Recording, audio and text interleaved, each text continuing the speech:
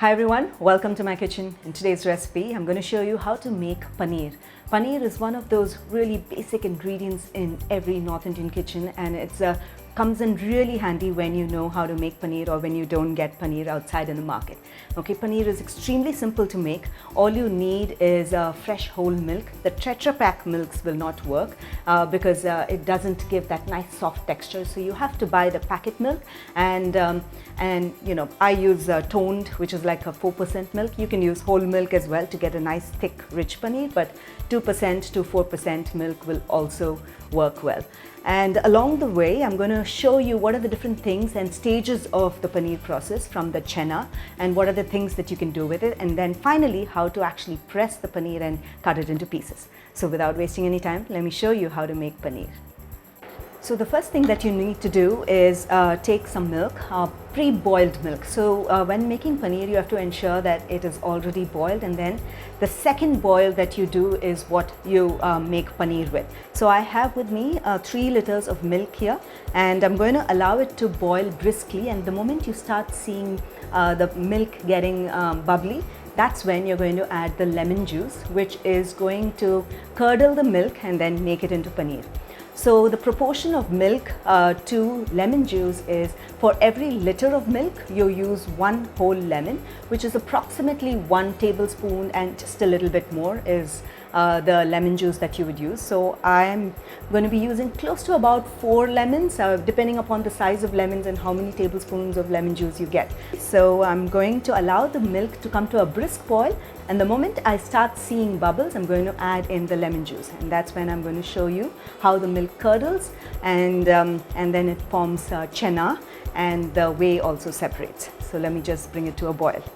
So notice that the milk was bubbling. At this stage, I'm just going to go ahead and add in the lemon juice and give it a stir. Okay, you can turn off the heat at this stage and allow the milk to curdle. Notice that the whey gets separated and the milk has curdled, and this is exactly how you want it to be. At this stage, you have to turn off the heat and allow the chena, this is called the chena, okay, and allow the chena to rest in the whey for a good 10 to 15 minutes, and after it rests, we can strain it in a muslin cloth and then use it as paneer. So I'm just going to wait for about 10 minutes and allow the chena to rest in the whey. The whey is the water that comes out, and when you actually make the paneer, and this water is called whey. So you can rest it in this way for about 10 minutes, and we'll wait until then. So now the chena has rested in the whey for a good 5 to 10 minutes. 5 to 10 minutes is good enough. And now I'm ready to strain it. So you need to take a large strainer, okay, and you need to place a bowl underneath so that you can collect the whey and use it to make a variety of things, which I will share with you. And over the strainer, I'm going to spread a muslin cloth or a handkerchief, like a cotton handkerchief will also work well, or a muslin cloth. Just ensure that you spread it and press it down, okay, and ensure it covers the edges of the strainer. Okay, and I'm just going to carefully pour the chena into this, and so that the chena gets collected in the muslin cloth and the whey in the bottom bowl.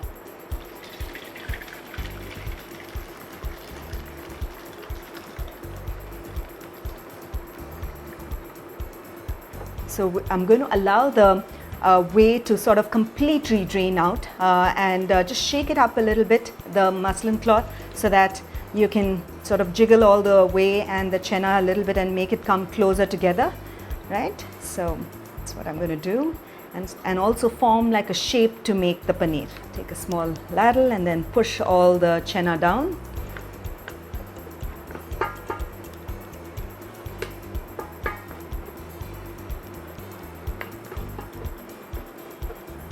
And there's a little more water, so what you can do is, and there's a seed of the lemon, let me just remove that. And so just keep spreading it, just pressing it a little bit to drain out the excess water. And it's important that you do this immediately when the chena is warm. The reason is the paneer has to set when it is warm and not when it becomes cold, okay? And that's when it'll all hold together. Then after that, we can bring the edges of the cloth together, and I'll just press it. So just squeeze it out as much as you can, because we're going to be putting a weight over this, and once we put a weight, most of the way will just drain out. Okay, so just going to ensure that most of the, now you notice the chenna is forming its shape, so let's just fold it.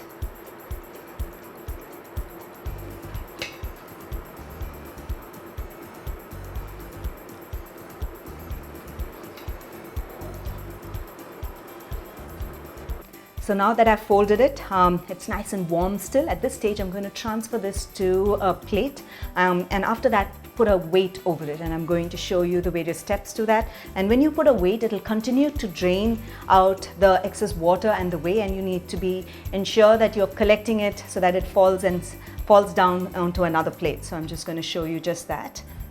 So the first thing I'm going to do is to keep a plate at the bottom, okay, and so multiple things that you can use as weight, okay, and this is my roti rolling, marble rolling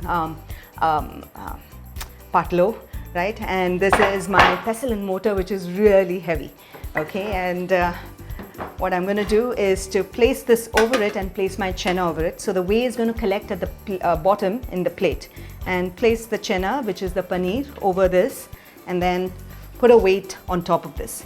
So what is going to happen is that this weight is going to press down on the chenna and then make paneer.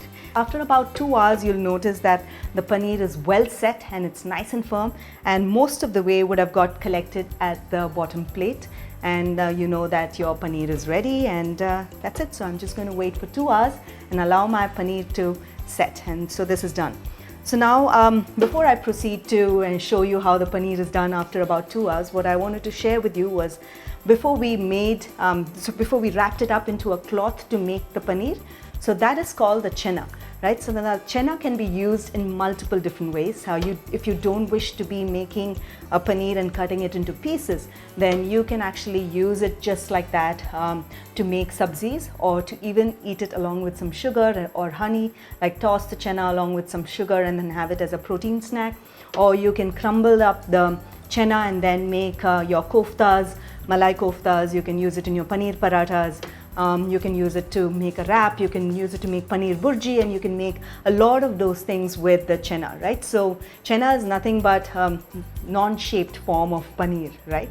So, and now that I've put a press down, it becomes paneer and we can cut it into pieces. So let's just wait, and once this is done, I'll show you how well the paneer is set. And after that, cut it, and then we can use it to make a variety of different dishes like palak paneer, paneer makhani, paneer pulaus. There are various different paneer recipes on my website, close to I think about 100 plus recipes, so do take a look at them. So until then, let's just wait. So I actually put this entire setup into the refrigerator for about 2 hours so that it firms up really well, and that's a quick method of doing it, and that's a tip that I missed mentioning you before I moved away. Okay, and notice that there's a lot of whey that has come out and drained into the bottom of this pan, and this is exactly the whey that I was talking about, and the paneer is nice and hard. And just another tip as well, if you don't have like a big weight like this, you can use any heavy weight that you have. In fact, like an atta or a rice bowl or an atta bowl or something like that, and then anything that is heavy like 4 to 5 kgs is absolutely good enough. Okay, so now I'm just going to open up the paneer, and then I'm going to show you, I'm going to cut it up and show you how beautifully it cuts. Okay, and notice that it's homemade paneer. You'll have a little bit of wrinkles here and there, and it's nice and firm. It's beautiful. I just love it. I'm able to hold it, so which essentially means that the paneer is set really well and it's not crumbling up. Okay, so I'm just going to remove this and show you how to cut it, and then you can use it as and when you want. So I'm just going to go ahead and cut the paneer to your desired shape. I like it to make it into small pieces. Okay, there you go. It's just perfect. I'm just going to cut it up and show you how it looks.